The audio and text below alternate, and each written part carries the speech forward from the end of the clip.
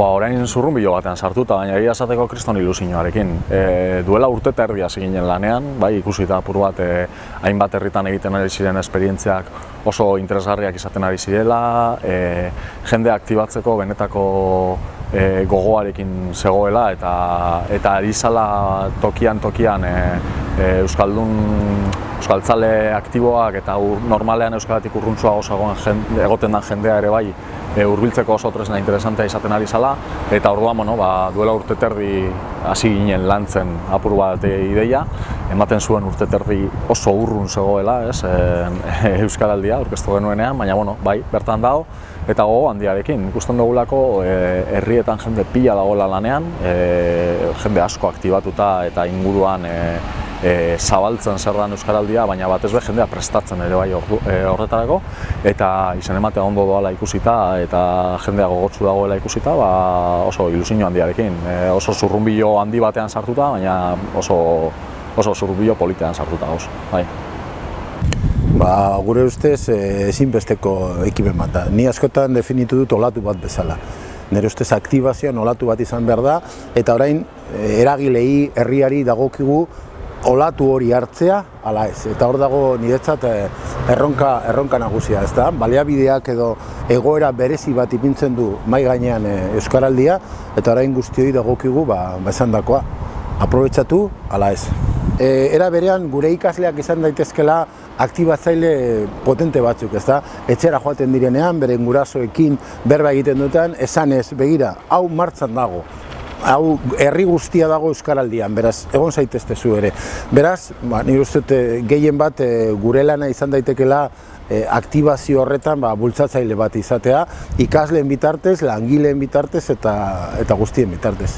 Hor egon daiteke jende asko agian azken urteotan euskarari pizka zorbalda emon diona, eta orain zabaltzen da epe hori, eta agian helburua izan behar da ere jende hori berreskuratzea, berrekartzea euskarara, eta nire ustez gauzak ondo egin ezkero hori lortu dezakegu. Azkue Fundaziotik bat egin nahi izan dugu euskaraldia egitasmoarekin, eta hasieratik bagenekien autu pertsonalataz ari ginela, eta gutariko bakoitzak, lantaldeko bakoitzak bere autua egin du eta hau biziak izango gara.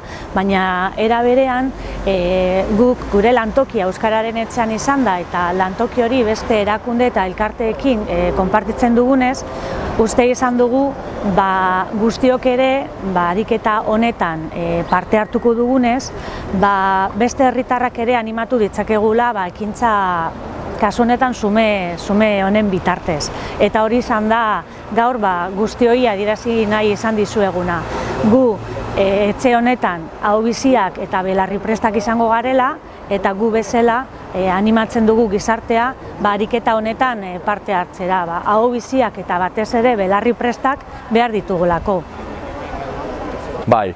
Nik uste dut Bizkaiko datuak ez direla txarrak, egia esateko lehenengo kolpean agertu ditugun datuetan, lehenengo 60.000, astearteko datua da, 60.000koa, baina ja goruntza doan datua da, eta nabarmen goruntza doan datua da. Baina ez dira txarrak hemen Bizkaia aldean ematen ari diren datuak, ez da? Bilbon gertatzen zaiguna askotan da, euskaldunoi ez dugula elkarrekin, ez dakigu Bilbon nortzu diren euskaldunak edo nortzu garen euskaldunak, eta askotan gure komunitatea oso sakabanatua dago eta ez dugu elkar ikusten. Orduan, oso tresna interesantea izan daiteke hau, batez be gure burua identifikatzera goazelako, gure burua euskaldun moduan agertzera goazelako, 11 egun horietan, eta horrek sortu aldituelako ezusteko asko, ustez euskalduna ez dan jende asko harrituko gara euskalduna dalako, eta gainera belarri presta edo abizia izateko prest dagoelako, eta orduan zera zabaltzeko, gure komunitatea eta gure aurreritzi batzuk apurtzeko, komunitatea zabaltzeko, eta ohitura batzuekin apurtzeko eta inertzia batzuekin apurtzeko oso baliagarri esango dela, ez? Ari gara, uste dut auzoetan kriston dinamika polita sortzen ari dela, jende asko dagoela lanean, hemen goizen ematea ere ondo samarro doala dela esango neuke, bai, eta nik uste dut, ondino jende asko segurazki ez duela jakingo zer dan bez, baina hilabete daukagula azaltzeko, hilabete daukagula inguruan zabaltzeko, hilabete daukagu parte hartzeko izena eman dugun guzti horiek gure inguruko guztiei azaltzeko zer gertatuko den 11 egun horietan, zer egingo dugun 11 egun horietan, eta iruditzen zait, apurka joango garela gehiago zabaltzen eta helduko garela jende askoren gana. Eta beste gauza bat ere bai esango naukena da, aurtengo Euskaraldia lehenengo zera bat dela, bai, indar askorekin datorrela, oso gustora eta hori, baina hau ez dela bukatzen hemen, bai, hau lan progresiboa dela, urtetako lan bat izango dela, inertziak apurtzekoa, ohiturak apurtzekoa, eta orduan aurten ematen dugun urratsa saiatu behar gara ez dadin hurrengo urtetan atzera pauso bihurtu. Apurka jende gehiagonengana heltzen eta gehiago zabaltzen joateko bide bat izan behar dela.